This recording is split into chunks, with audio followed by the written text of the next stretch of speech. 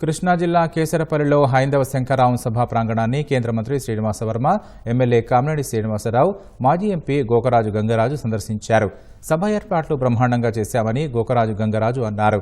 సభకు వచ్చే వారందరికీ అన్ని సదుపాయాలు ఏర్పాటు చేశామన్నారు. హిందూ దేవాలయాలన్నీ హిందువులకే అప్పజెప్పాలనే నినాదంతో సభ ఏర్పాటు చేశామన్నారు. హైందవ శంకరరావు ఒక్కరోజే ఉంది. పూర్తి ఏర్పాట్లన్నీ చాలా వేగంగా జరుగుతున్నాయి. కార్యకర్తలంతా ఏ సమయంలో బయలుదేరాలి, ఏ సమయానికి చేరాలి, ఏ రూట్లో రావాలి అనేదంతా కూడా వాళ్ళందరికీ తెలియపెట్టడం జరిగింది. స్వయం ప్రతిపత్తి దేవాలయాలు ప్రభుత్వం గుప్పిట్లో ఉన్నాయి.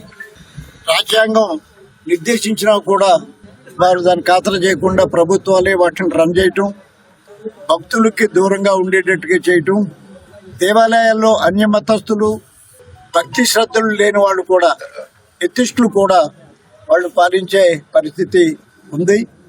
అటువంటి జరగకుండా ఉండాలంటే అది దేవాలయాలన్నీ హిందువులకే అప్పచెప్పాలి అనే నినాదంతో ఈ సభ జరగబోతోంది.